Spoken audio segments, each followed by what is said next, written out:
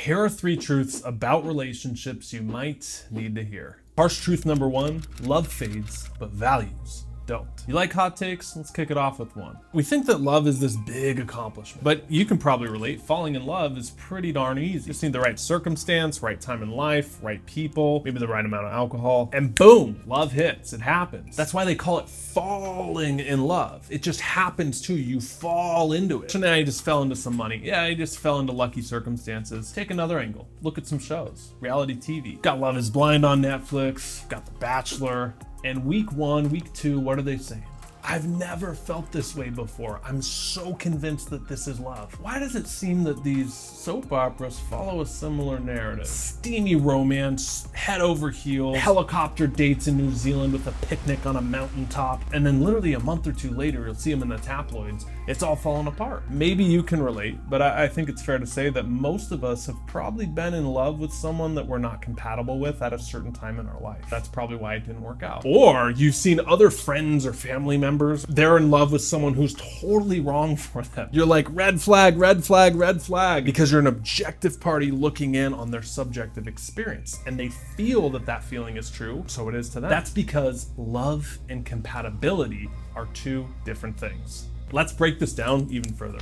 Full credit, this comes out of Jonathan Haidt's amazing book, The Happiness Hypothesis, in where he says there's not one type of love, but 2. Now imagine your relationship mapped out. At the bottom, we have time, let's say 6 months. On the left, we have your passion level of intensity in the relationship. The first type of love is what we've been talking about. That steamy romance, also known as passionate love. You're obsessed with that person. They're all you think about. You're head over heels, nothing else matters. Passionate love ignites, burns, and it can often reach peak intensity within a couple weeks to even a month before this roller coaster of ups and downs, eventually fizzling away. One crazy fact to note here is that passionate state of love that feels so fun, that feels like borderline addictive. There's a good reason it feels borderline addictive. It's because it occupies the same parts of your brain that light up with hard drugs. No wonder it's addicting. Oftentimes people become addicted to this first type of love. Then when the passionate love fizzles out, they have to go to a new person to repeat the same process and get that same rush. Love bombing, toxic relationships, ring a bell? What about that second type of love? This is compatible love. It's what builds when you're super compatible with someone. Same values, same lifestyle goals, connect on a deep level. You might be asking, well, Clark, this looks kind of boring. For my next trick, I'd like to flip the charts out from 6 months to 60 years. You'll notice the passionate love struggles to hang on. Those relationships always compare to the first 6 months when they were dating, about how they can never get back to that peak. And if you're truly compatible with someone, that love is going to build.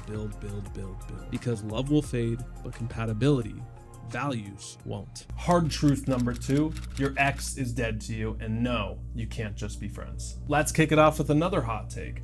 I don't believe that you should or can be friends with an ex. I'd go even one step further to say that it's disrespectful not only to your next relationship, but to yourself to try. And it's okay to have boundaries. You know, I've seen this in conversation with clients. It'll go something along the lines of, you know, I just can't get over my ex. Someone I went on a few dates with, you know, I met her on Hinge. Well, now I'm in a relationship and she's still in my head. I can't let go. Okay, well, are you still in contact with them? No, we don't talk, we don't hang out. Well, what about social media? Oh yeah, you know, I follow her, but you know, and I'll see her posts. Boom, there you go. And just listen to that language. I'm liking their posts. Ooh, I like that a lot. I'm following her. Dun-dun-dun-dun-dun. No wonder you can't move on. It's like not wanting to think of the pink elephant, but you put up wallpaper in your room that's laced with pink elephants. Here's the hot take. If you're following any of your exes and you're wondering like, why can't you move on? You need to unfollow them right now. Subconsciously, people's mindset of why they follow their ex might be a safety net to go back to if this doesn't work out. They might not even realize consciously that that's what it is. It's like a fear mechanism or a backup plan. But think about that, how it prevents you from being all in a relationship. Like if you really, really give your all and you put it all out on the line and you give all of yourself without holding back, the other person has to do the same, or they don't and you leave and you go find someone that will. There's no going back once you walk through that one-way door of a relationship. There's always gonna be one person usually on the side that it means a little more to them than the other, or they're gonna treat you different and that's gonna cause issues. And then what you'll find is even people, what I've seen, that try to be friends, Well, as soon as one of them gets in a relationship, that friendship, you realize it wasn't so platonic, and they get all feelings of jealousy, or they want to know all the details, and the boundaries are messy, and it's a blur. It hurts you more in the long run than if you just had a clean break because of boundaries that you set. On a personal note, I take my own advice here. I'm not friends with or in contact with any of my exes. And they're not bad people. Our relationship didn't end with like throwing plates and here's your stuff out a second story window. Nothing like that. I mean, it was a very civil, clean break, but I don't know where they work. I don't know what they do. I don't know where they live, and that's okay. It's okay to set boundaries and have those for yourself. Friendship doesn't really have a place. I know there's someone typing a comment right now saying, well, what do you mean your ex is dead to you? That's so harsh. My parents made it work and they're still friends to this day. Great, congrats. And if there's kids involved, it's a little messier.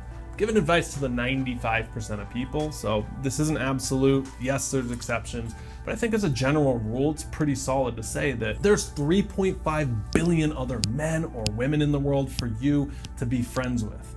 You can't tell me that one person is like the difference between life and death for you. And if it is, and you really can't live without them, then they probably shouldn't be your ex. Hard truth number 3, your partner is allowed to be an asshole too. I heard a really good piece of advice the other day, and it's a zinger that you'll want to write down. We expect others to be a finished product while we give ourselves the grace to be a work in progress. It's unfair for us to expect that our partner never messes up, because we mess up. It's unfair to hold your partner to standards that you don't hold yourself to. It's unfair to get mad about your partner fighting with you if you're also causing the fights. We all make mistakes. We're all works in progress, every single one of us. But if you know anything about cognitive biases and how we judge ourselves, there's a study on unconscious overclaiming, meaning that we see our own actions, but we don't always value the actions of others. And when husbands and wives were getting surveyed on the amount of household chores they did, so, oh yeah, I do the dishes, clean the room, oh, how much do you think you did? The total always came out to over 120%. Something's not adding up there. You might think you clean the house more. You might think you always take care of the dog more. You might think you always do the dishes more. And this is normal because you're the one doing it. So of course it's right there in front of you and you can see it all. It's very clear. Sometimes people say, well, we fight so much. Is there any roommate that you haven't fought with?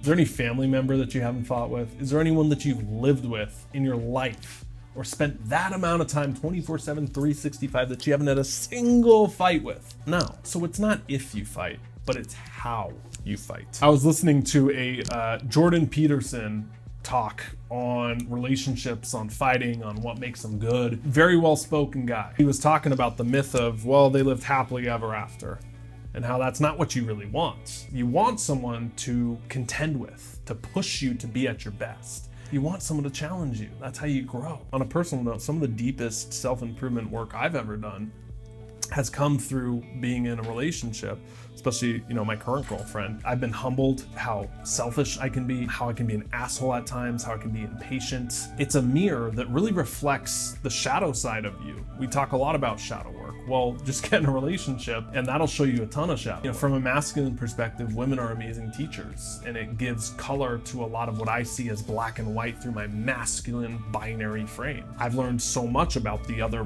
perspective of how the feminine sees the world. So what's the point there? That old self-development saying that anytime you point the finger, you got 3 pointing back at you. If you're going somewhere to get something, expect the same energy back that someone else is trying to get something. What that does is turns your relationship into a zero-sum game or a 0-0 game because neither of you have the thing you want. Osho says, like two beggars looking for love, you'll be going and looking for the other person, but you can't find it because neither of you have it. Instead of fighting for the thing you want, oh, well, you said this that one time, and oh, you always do this, or you never do this, or it's your turn to do this. And then the fighting leads to more fighting, which is frustration. Give to get. You want love, give love. Because what are you experiencing in that moment? The thing you want, which is love. You want laughter, give laughter. What are you experiencing? Laughter. You want adventure, plan the adventure, because what happens? You get to go on the adventure. So becoming the person that you would want to date and knowing that your partner is allowed, just like you're allowed, to have the grace to evolve. Your partner is allowed to be an asshole too. Becoming the person you want to date is also raising yourself up so that it forces the other person to raise up and level up at the same time. Because you attract what you are, not what you want. 10s attract 10s. Becoming the best version of you, the 10 version of you. That's what it's all about. And so we have a process for that. It's a 10-week deep dive into designing and creating the 2.0 version of you. It's intense, okay? It's not for the faint of heart. It's for people who are looking for a challenge. They're serious about taking action and really like using this year to be the best year and beyond. I'll link down below our Metamorphic coaching program. It's with myself. You come alongside, you get to have conversations like this, discussions. There's other people. We have one of the most supportive communities there. It's very tight-knit. I'd love to invite you to be a part of it if that sounds interesting. You want to work on some of that inner alignment shifting. If that sounds good, I'll link down below where you can apply and have a free call with one of my coaches. Thanks so much for being here. Until next time, stop settling, start living. See ya.